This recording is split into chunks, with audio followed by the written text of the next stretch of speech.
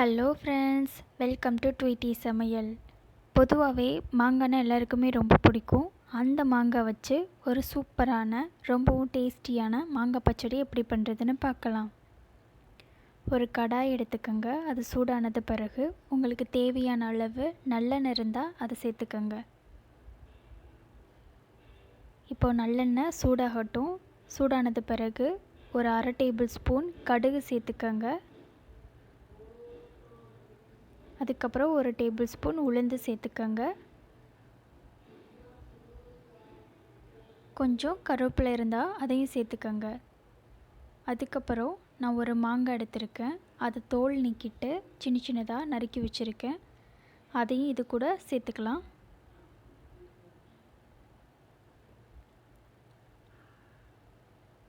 இப்போ இதை கொஞ்ச நேரம் வதக்கலாம்.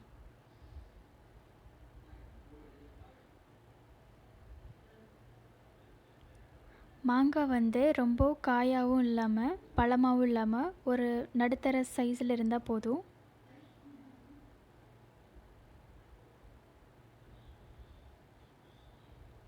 அப்புறம் கூடவே ஒரு 1/4 டீஸ்பூன் பெருங்காயம் இருந்தால் அதை சேர்த்துக்கோங்க. இதில் ரொம்ப முக்கியம் பெருங்காயம்தான். அதுக்கப்புறம் ஒரு டேபிள் ஸ்பூன் சில்லி பவுடர், அப்புறம் 1/2 டேபிள் ஸ்பூன் சால்ட், அதுக்கப்புறம் ஒரு 1/2 டேபிள் ஸ்பூன் சுகர் சேர்த்துட்டு இது எல்லாத்தையும் நம்ம நல்லா வதக்கலாம். கைவிடாமல் வதக்கிட்டே இருங்க, இல்லைன்னா அடி பிடிச்சிக்கும். ஸோ கைவிடாமல் வதக்கிட்டே இருந்துச்சுன்னா நல்லா வதங்கும்.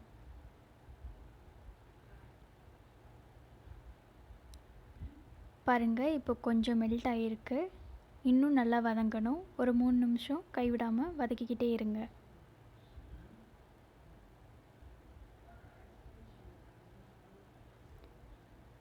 இந்த வீடியோ உங்களுக்கு பிடிச்சிருந்தா லைக் பண்ணுங்கள், ஷேர் பண்ணுங்கள் அண்ட் சப்ஸ்கிரைப் பண்ணுங்கள்.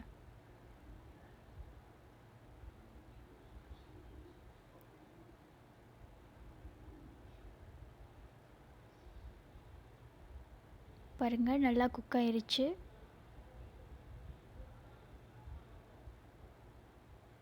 இன்னும் ஒரு நிமிஷம் வதக்கிக்கலாம். பாருங்கள், இது ரெடி ஆயிருச்சு. பாருங்கள் எப்படி வருதுன்ட்டு. ரொம்ப சூப்பராக இருக்கும், ரொம்ப டேஸ்டியாகவும் இருக்கும். இதை ஒரு பவுலில் மாற்றிக்கலாம். பாருங்கள், ரொம்பவே சூப்பரான மாங்காய் பச்சடி ரெடி. இதை நீங்களும் ட்ரை பண்ணி பாருங்கள்.